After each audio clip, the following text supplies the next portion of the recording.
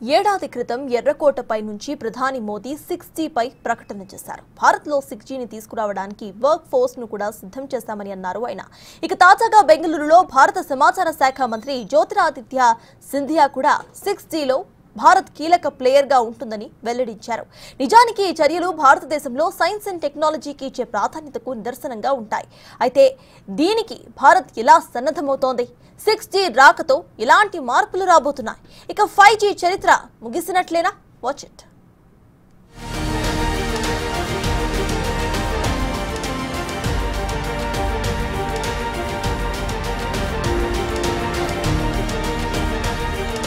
ఇటీవల జనరేషన్ టెక్నాలజీలో చాలా మార్పులు చూసింది. 2G నుండి 3G, 4G, 5Gలను కూడా వాడారు.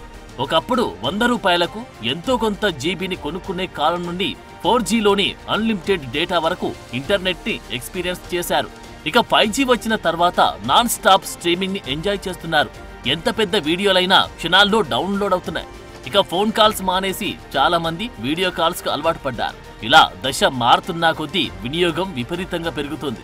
ఇలాంటి సమయంలో 6G వస్తే పరిస్థితి ఎలా ఉంటుందో ఆలోచిస్తేనే ఆశ్చర్యం వేస్తుంది.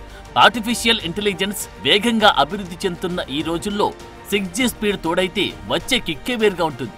అందులో భారత ప్రభుత్వం కూడా 6G దిశగా వేగంగా అడుగులు వేస్తోంది.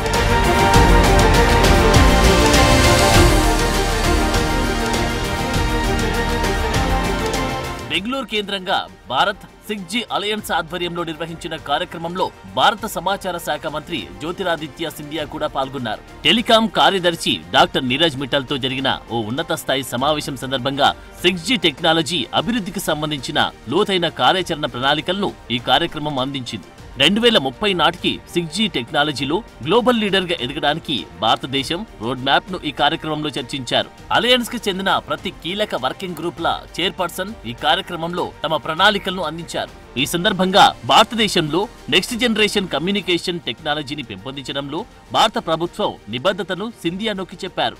ఈ దిశగా ప్రభుత్వ విధి విధానాలు, పరిశోధనా నిధులు, టెస్ట్, ఇన్నోవేషన్లకు సంబంధించి స్పెక్ట్రమ్ కేటాయింపుల ద్వారా అవసరమైన సహాయాన్ని అందించడానికి ప్రభుత్వం కట్టుబడి ఉన్నట్లు తెలిపారు.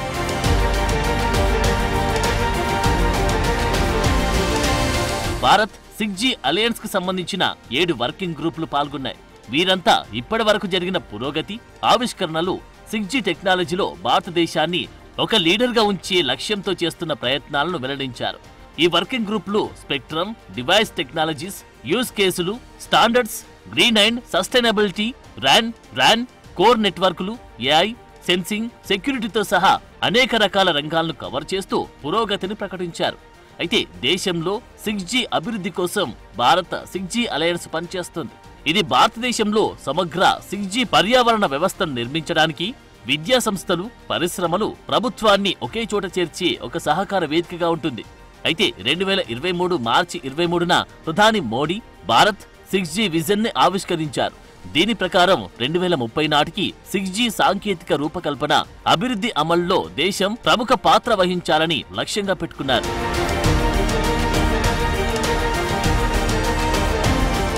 నిజానికి భారత్ 6G విజన్ 3 ప్రధాన సూత్రాలపై నిర్మించబడుతోంది. స్తోమత, స్థిరత్వం, సర్వవ్యాప్తి, సమాజానికి ప్రయోజనం చేకూర్చే వినూత్నమైన, తక్కువ ఖర్చుతో కూడిన టెలికాం సేవలను అందించడంలో భారతదేశాన్ని ప్రపంచ అగ్రగామిగా నిలబెట్టడానికి ఇది ప్రయత్నిస్తుంది.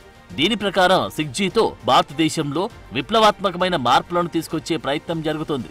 వ్యవసాయంలో పెద్ద ఎత్తున సాంకేతికతను అభివృద్ధి చేసేందుకు ప్రణాళికలు సిద్ధం చేస్తున్నారు.